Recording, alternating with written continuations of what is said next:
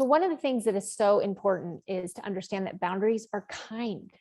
Boundaries are not mean. Boundaries don't make you a bad person. Boundaries make you a kind person. And what do I mean by that? Okay, let's think about you getting a phone call from work. It's a Tuesday night. You're at home hanging out. It's 8 o'clock. You see that a work colleague has called you and they're asking for some advice. So you answer, you speak with them for about 15 minutes. It was not an emergency. It could have waited till work the next day, but you had the time, you helped them, you hang up, no biggie. Fast forward 3 weeks. Now you're rushing to your daughter's dance recital. You want to stop and pick up some flowers on the way, and you want to get there early enough to get a good seat. So you're rushing out the door, and a work colleague calls. You see that it's a work colleague, and you're automatically angry because you're in a hurry.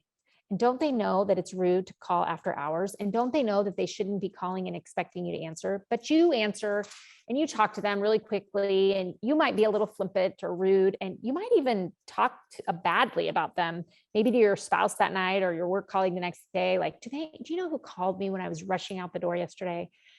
You know what the difference is between those two instances? It's not your work colleague, it's you.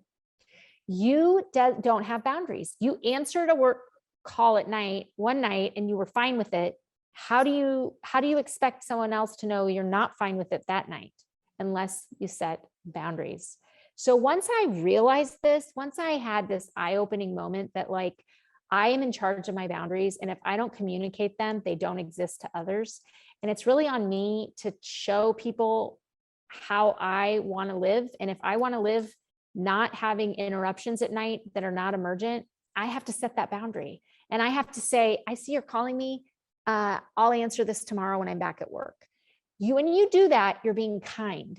You're opening up consistency in your practice, and you're opening up other people that you work with to feel comfortable setting boundaries with you.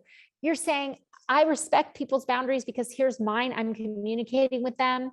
It's not that I don't want to talk to you, I don't like you. It's that I don't answer work texts or emails at night. I answer them the next day.